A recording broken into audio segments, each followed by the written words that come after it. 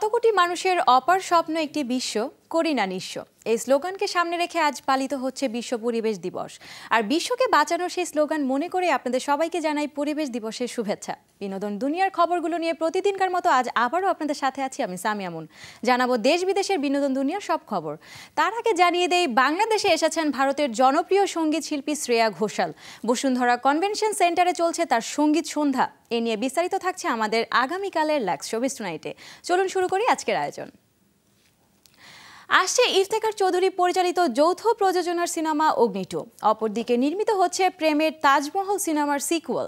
আর এইসব খবরে বিস্তারিত নিয়ে থাকছে এবারে সেগমেন্ট টুনাইট আপডেটস। জাজের সিনেমাতে আর অভিনয় করছেন না মাহিয়া মাহি, তাই জাজের প্রযোজনায় তার অভিনীত শেষ সিনেমা অগ্নি 2 নিয়ে আলোচনাটা শুরু হয়েছে অনেক আগে থেকেই। আর এবারে সেই আলোচনা আরেকটু বাড়িয়ে দিল সিনেমার একটি গান। সম্প্রতি ইউটিউবে প্রকাশিত হওয়ার পরপরই সামাজিক যোগাযোগের মাধ্যমে ঝড় তুলেছে মাহির নতুন লুক এবং ম্যাজিক মামনি শিরোনামের গানটি, যে গানে কণ্ঠ দিয়েছেন বলিউডের জনপ্রিয় গায়িকা নেহা কাক্কর। অপরদিকে ইফতেখার চৌধুরী পরিচালিত সিনেমাটিতে মাহির বিপরীতে অভিনয় করছেন কলকাতার নায়ক ওম। আসছে ঈদে মুক্তির সম্ভাবনা রয়েছে সিনেমা অগ্নি 2। গাজী মাহবুবের পরিচালনায় প্রেমের তাজমহল সিনেমাটি মুক্তি পায় 2001 সালে। মুক্তির পর সে সময় বেশ দর্শকপ্রিয়তা পায় শাবনূর ও রিয়াজ জুটির সেই সিনেমাটি। আর সেই সফলতার ধারাবাহিকতায় এবারে নির্মিত হচ্ছে সিনেমার সিকুয়েল, যার নাম রাখা হয়েছে প্রেমের তাজমহল 2। রোমান্টিক ঘরানার এই সিনেমাটি এবারেও পরিচালনা করছেন গাজী মাহবুব। নতুন নায়ক নায়িকা নিয়ে খুব শীঘ্রই শুরু হবে সিনেমাটির শুটিং। নতুন লুকে নতুন সিনেমা নিয়ে পর্দায় হাজির হচ্ছেন বলিউডের অ্যাকশন হিরো অজয় দেবগন। সিনেমার নাম দৃশ্যম। অ্যাকশন লুকের বাইরে এবারে তাকে দেখা যাবে মধ্যবিত্ত ফ্যামিলি ম্যানের চরিত্রে। অপরদিকে নিশিকান্ত কামাত পরিচালিত সিনেমাটির একটি গুরুত্বপূর্ণ চরিত্রে অভিনয় করেছেন টাবু। সম্প্রতি ইউটিউবে প্রকাশিত হয়েছে সিনেমাটির ট্রেলার। আসছে 31 জুলাই মুক্তি পাবে দৃশ্যম। স্কটিশ ডিজে পপ তারকা এবং টেলর সুইফটের boyfriend Calvin Harris man of the year খেতাবে ভূষিত হয়েছেন। গ্ল্যামার ম্যাগাজিনের বার্ষিক অ্যাওয়ার্ড প্রদান অনুষ্ঠানে তাকে এই পুরস্কার প্রদান করা হয়। অনুষ্ঠানের মঞ্চে 31 বছর বয়সী ক্যালভিনের হাতে ট্রফি তুলে দেন ব্রিটিশ মডেল এবং অভিনেত্রী রসি হান্টিংটন হুইটনি। ক্যালভিনকে এই পুরস্কার প্রদান করা হয় তার অসাধারণ সঙ্গীত প্রতিভা এবং ফ্যাশন সচেতনতার জন্য। ক্যামেরার সামনে এবং পেছনে দুই জায়গাতেই তার ফ্যাশন সমানভাবে সকলের কাছে প্রশংসিত।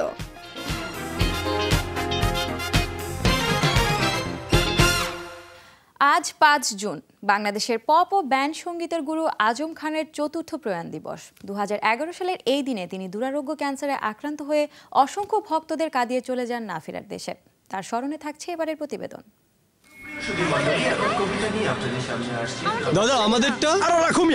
সময়টা স্বাধীনতা পরবর্তী 1972 সালে। আজম খান যখন লাকি আকান ও হ্যাপি আকান দুই ভাইকে নিয়ে উচ্চারণ নামের একটি গানের দল করার মধ্য দিয়ে পপ সঙ্গীতের পথে যাত্রা শুরু করেন। সে সময় পপ গান এদেশের সংস্কৃতিকে নষ্ট করবে বলে গুণী ব্যক্তিদের তার ধারণা ছিল। পপ এই সমস্ত ছেলেবেলেদের মঞ্চে উঠতেই দেওয়া উচিত নয়। কিন্তু কোনো কিছু উপেক্ষা না করে তিনি গান গেয়ে জয় করেন সবার মন। আর এভাবে এদেশে এক পপ সম্রাটের জন্ম হয়। সেই থেকে ওরে সালেকা ওরে মালেকা, আলালো দুলাল, অভিমানী এবং বাংলাদেশের মতো সব বিখ্যাত গানের স্রষ্টা হন আজম খান। আমি কি আর গাইবো? গুরু গাইতেই থাকেন। রেল লাইনের ওই পোস্টিতে জন্মেছিল একটি ছেলে। শুধু গান নয়, 1971 সালে বাবার অনুপ্রেরণায় স্বাধীনতার যুদ্ধে যোগ দেন এবং সাক্ষী হন একটি স্বাধীন দেশের সৃষ্টির।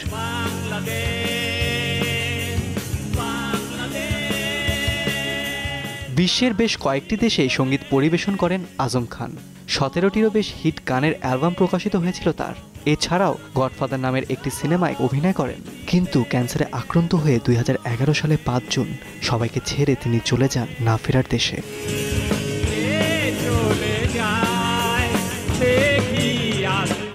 পপ গুরুর প্রয়াণের এই দিনে তার সকল সৃষ্টি ও কর্মের প্রতি জানাই শ্রদ্ধাঞ্জলি। ফাহিমুল হক, showbiz tonight.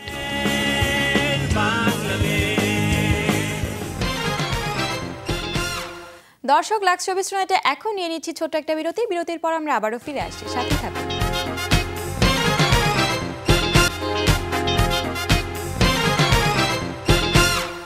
Welcome back to Lux Showbiz tonight. দর্শক, আমরা কিন্তু ফেসবুকেও আছি, লগ ইন করুন facebook.com/showbiz.tonight। সারা দেশে মুক্তি পেল এফআই মানিক পরিচালিত সিনেমা দুই পৃথিবী। সিনেমাটিতে শাকিবের বিপরীতে দেখা যাবে দুই নায়িকাকে, অপু বিশ্বাস ও ছোট পর্দার অভিনেত্রী অহনা। দুই পৃথিবীর বিভিন্ন দিক নিয়ে থাকছে এবারের প্রতিবেদন।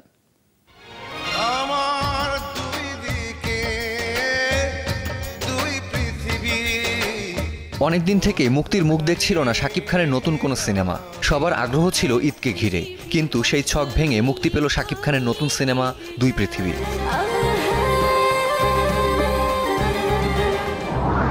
এফআই মানিক পরিচালিত এই সিনেমায় শাকিবের বিপরীতে অভিনয় করেছেন অপু বিশ্বাস ও অহনা। ত্রিভুজ প্রেমের এই সিনেমার কাহিনী ও চিত্রনাট্য লিখেছেন পরিচালক নিজেই, আর সংলাপ লেখার কাজটি করেছেন কমল সরকার।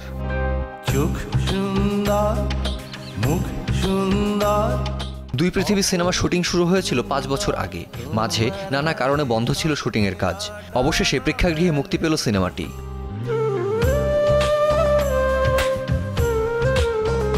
মুক্তির দিনক্ষণ পেছানো থেকে শুরু করে বিভিন্ন কারণে আলোচনা ও সমালোচনায় এসেছে দুই পৃথিবী। রাজ চক্রবর্তী পরিচালিত দেব, জিৎ ও কোয়েল মল্লিক অভিনীত কলকাতা দুই পৃথিবী সিনেমার নাম ও লোগোর সাথে হুবহু মিল রাখা হয়েছে শাকিবের এই সিনেমার। এদিকে সিনেমার একটি সংলাপ মুখোমুখি হয়েছে সমালোচনার। তোরা শোন, ও জানে না ও সুন্দরবনে রয়্যাল বেঙ্গল টাইগারের সামনে দাঁড়িয়ে আছে। তোর বোধহয় জানা নেই, সুন্দরবনে শুধু বাঘই থাকে না, সিংহ থাকে। শাকিব অপু জুটির সাথে এবার অহনা। সারা দেশের 75টি প্রেক্ষাগৃহে মুক্তি পেল দুই পৃথিবী। এখন দেখার পালা শাকিব অপু জুটির রসায়ন ভাঙতে কতটুকু সফল হয় অহনা।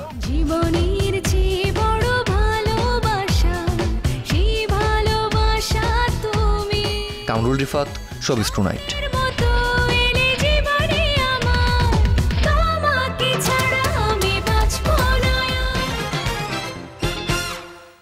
বিশ্ব পরিবেশ দিবস উপলক্ষে ইউথ ভয়েস অব বাংলাদেশের আয়োজনে অনুষ্ঠিত হয়ে গেল এক বিশেষ সাইকেল র্যালি ও বৃক্ষরোপণ কর্মসূচি।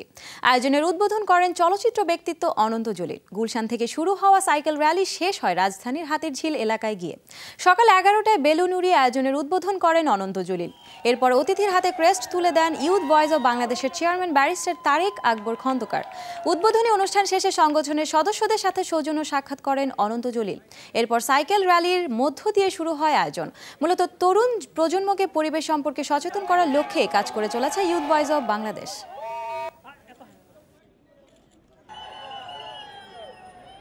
তাদের সাথে আজকে এসছি এবং তাদের সাথে আজকে জয়েন করার কারণটাই হচ্ছে আসলে আমাদের সবারই পরিবেশ দরকার।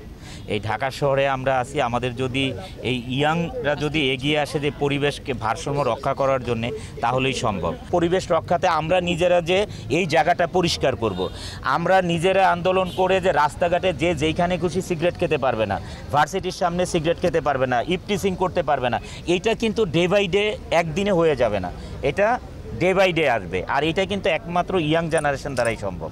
আমরা কাজ করছি ইউথ লিডারশিপ অ্যান্ড ইউথ অ্যাওয়ারনেসের জন্য, এবং ইউথ অ্যাওয়ারনেসের পার্টি হচ্ছে আজকে ওয়ার্ল্ড এনভায়রনমেন্ট ডে সেলিব্রেশনটা। যে ইন্সপিরেশনটা আনতে চাচ্ছি, তারা যেন এয়ার পলিউশন যেটা হচ্ছে এটা স্টপ করতে বা রোধ করতে তারা যেন সাইকেল যেন ইউজ করা হয়, সাইকেলটাকে যেন মোটিভেট করা হয় ঢাকা সিটিতে ইউজ করা। দর্শক, এই মুহূর্তে নিতে হচ্ছে আরও একটি ব্রেক। আমাদের সাথেই থাকুন আর ফিরছি আপনাদের সাথে।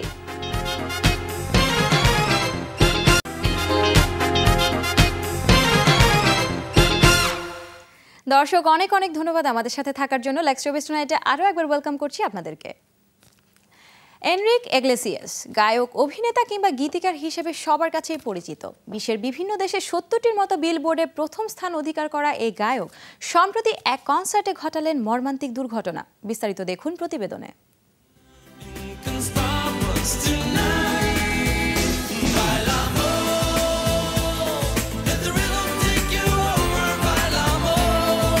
স্প্যানিশ আমেরিকান সঙ্গীত শিল্পী এনরিকে ইগলেসিয়াসের গান কিংবা কনসার্ট মানেই বিপুল দর্শকের উপস্থিতি আর নানান পাগলামি। আর এবারে সেরকম পাগলামি করতে গিয়ে রক্তাক্ত হতে হলো লাতিন পপের রাজা ও নাচের রাজা নামে সুপরিচিত এনরিকে ইগলেসিয়াসকে।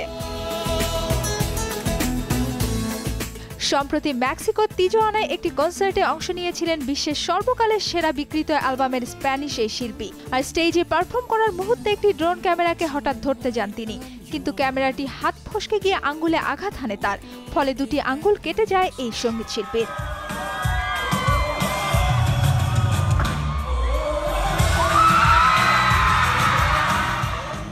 পরবর্তীতে আয়োজকরা রক্তমাখা আঙ্গুল নিয়ে তাকে স্টেজ পারফর্ম করতে নিষেধ করলেও তিনি কারো কথা না শুনে দর্শকদের কথা ভেবে কাটা আঙ্গুল নিয়ে আরো 30 মিনিট স্টেজে পারফর্ম করেন।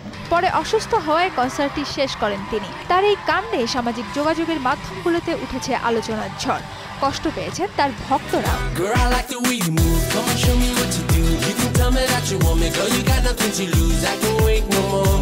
উল্লেখ্য 1990-এর মাঝামাঝি সময়ে ক্যারিয়ার শুরু করেন এনরিকে। বিশ্বব্যাপী 100 মিলিয়নেরও বেশি গান বিক্রি হয়েছে তার, যা তাকে সর্বকালের সেরা বিক্রিত স্প্যানিশ ভাষী শিল্পীর মর্যাদা এনে দিয়েছে। প্রায় সময়ই বিলবোর্ড টপ চার্টে থাকা এই গায়ক এবং অভিনেতা বর্তমানে ব্যস্ত আছেন লাভ নিয়া ট্যুর এবং ইউ আমো আমাল ট্যুর নিয়ে।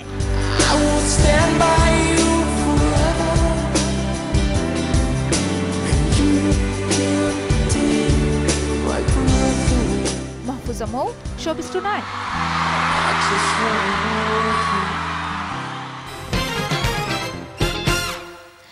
পিকু সিনেমার সাফল্যের রেশ কিন্তু এখনো কাটেনি। তার মধ্যে বিগ বি অমিতাভ বচ্চনের আরেকটি সিনেমা নিয়ে হইচই শুরু হয়ে গেল।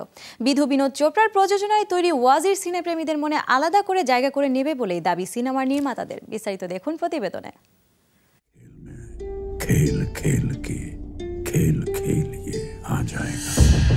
অভিনয় জীবনে একের পর এক মাইলস্টোন টপকেছেন অমিতাভ বচ্চন, আর এবার ওয়াজির সিনেমার মাধ্যমে ভিন্ন স্বাদে হাজির হচ্ছেন বিগ বি। সিনেমাতে অমিতাভকে শারীরিক প্রতিবন্ধী এক দাবাড়ু গ্র্যান্ডমাস্টারের ভূমিকায় দেখা যাবে, যিনি সবসময় হুইল চেয়ারে বসে দাবা খেলেন। এভাবেই দাবা খেলতে খেলতে অ্যান্টি টেরোরিজম স্কোয়াডের এক কর্মকর্তার সাথে তার পরিচয় হয়, আর সেখান থেকে শুরু হয় সিনেমার কাহিনী।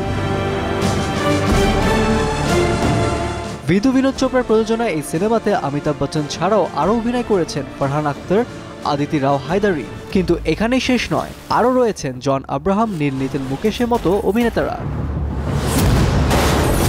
এই প্রথম অমিতাভ বচ্চন ও ফারহান আখতার একসঙ্গে কোনো সিনেমাতে অভিনয় করছেন,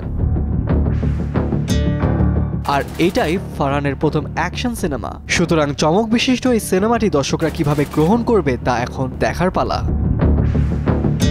ফাহিমুল হক, শোবিজ টুনাইট।